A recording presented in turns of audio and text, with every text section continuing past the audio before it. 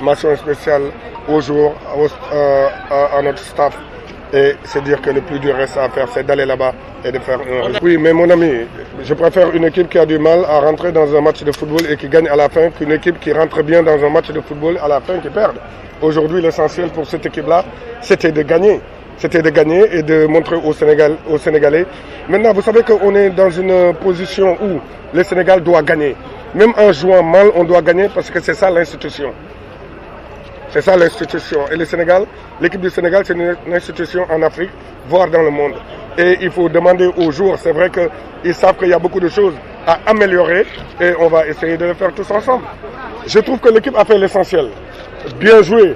Je peux dire l'équipe même a très bien joué parce qu'ils ont gagné. Parce que le plus important, c'est de gagner. Maintenant, on sait, on est sûr qu'il y a des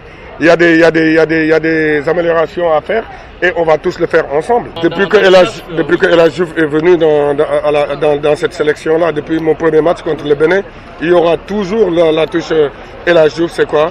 C'est de gagner, comme j'ai l'habitude de le faire avec le Sénégal et de donner du plaisir. Toujours. Et je crois que c'est ça qui est important. C'est pour ça qu'il faut sortir les lions de la Teranga et mettre les vrais lions d'Afrique. Mais il y a beaucoup de choses à améliorer. Déjà, si on regarde un par un, la pelouse, on doit plus mouiller la pelouse. Les joueurs, à un moment donné, ils doivent encore être plus sereins. Mais je crois que le plus important dans sa globalité, c'était de gagner les 3 points. Parce que ça faisait très longtemps qu'on n'avait pas joué un match officiel. Et on n'est que des humains. Peut-être que des fois, on oublie, avec cette pandémie, on oublie beaucoup de choses. Mais je crois que les joueurs ont répondu présent.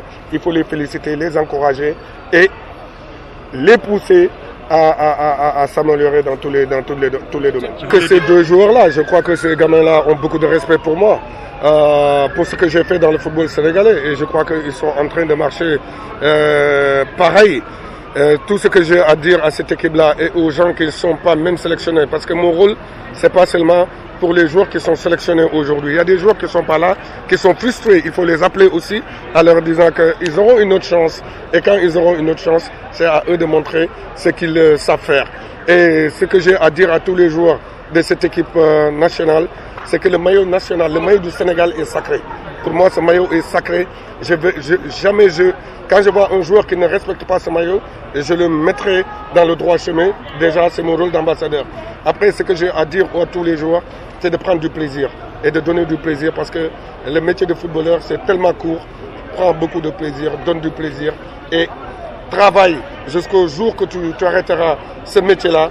Les gens te seront reconnaissants.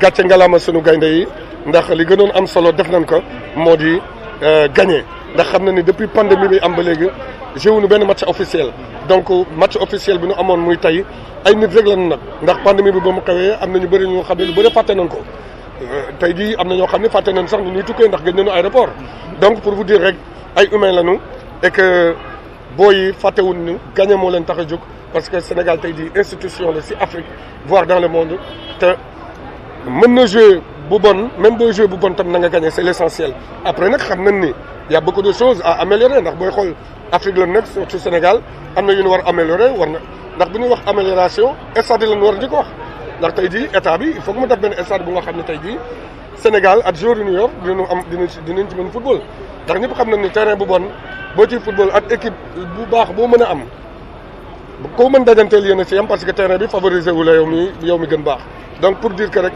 pour mu améliorer wu nag les choses il faut que journalistes yi supporters yi parce que tamit supporters yi tamit il faut leur dire que joué nañu seen partition ndax gis nañu bi ñuy dugg si ñu topp bis bi et tout ça malgré xam nañ ni huis clos la donc li ñu war améliorer bëri na mais daal le plus important comme tey gagné moo amoon solo parce que bu ñu gagné ñaari match yi dañuy qualifié gagné moo amoon solo et gagné nañu benn bi léegi nañu xam ni Guinée-Bissau du yomb ndax ils ont une très belle équipe aussi une bonne équipe et je crois que c'est pas parce que loolu laa wax que ñoom dañuy jël tamit dañuy am fit déedéet ñun Sénégal lañu tudd buñ toogee ba yenn match yi ñuy xalaat daanu gagné wala duñu gagné y a un problème et je crois que on est resté. yéen war a améliorer bëri na mën nañu wax ni sax terrain bi li nga xam ne du su coach bi mënoon nañu gën arroser terrain bi ndax boo amee ay joueurs yu nga xam ne dañu vif ils savent jouer avec un ballon yooyu yëpp c'est le bokk mais li ñu war a améliorer c'est vrai que lépp collectivement matul parce que tamit nañu xam ni xale yi biñ leen convoqué ba léegi démb la ñoom Sadio Mané ak ñenn ñi ci gën a bëri la moitié démb la mos am benn séance yooyu yëpp aussi il faut ça faisait longtemps gisante wuñu yooyu yëpp dañ leen war a améliorer mais nag xam naa ni Aliou at staffam at ñi nekk ci fédération bi yëpp tous les jours si loolu la ñuy liggéey et loolu moom moo gën a am solo. comme ni may wax mais bien sûr que ñoom dinañ ko sentir parce que bi ma ñëwee seen biir ñoom ñoo njëkk def réunion woo ma ni ma grand dañu kontaan gis la suñu wet ndax buñ la gisee suñu wet da nga ñuy may fit et je crois que rôle boobu la Bokandé doon joué si man rôle boobu moo tax tey jii ma nekk double ballon d'or ndax Bokandé bu ma xajalul woon Bokandé su ma jàppalul woon ak grand yi nga xam ne ñoo ma jiitu ci football muy internationaux yi jaar Sénégal yëpp avant man ñooñu ñëpp buñ ma jàppalewul woon jox ma fit tey jii du ma dem fenn donc pour vous dire seulement xale yi dama bëgg bu ñu gëstoo ñu gis un El Hadj Diouf un Fadiga un Henri Camara ñoom ñëpp dañ leen di woo ni leen ñu ñëw xëy na pandémie bi rek moom moo xew moo am moo tax mais muy ñoom Henri muy ñoom Fadiga ñoom ñëpp maa ngi leen di wax muy ancien ku ma sol équipe nationale saa yoo bëggee ñëw rôle bi may joué nga war a joué moo di lan ñu ñëw wan xale yi fital leen ni leen ñu dem jouer match yi. mouiller le maillot pour man c'est trop dur parce que mën nga mouiller le maillot te doo gagner. L'essentiel moo di ñëpp liggéey dans le même sens pour ñu dem jëli coupe d'Afrique. c'est ça l'objectif du Sénégal il nous manque que ça. mais koy footballeur mu ragal la. kon kooku institution la.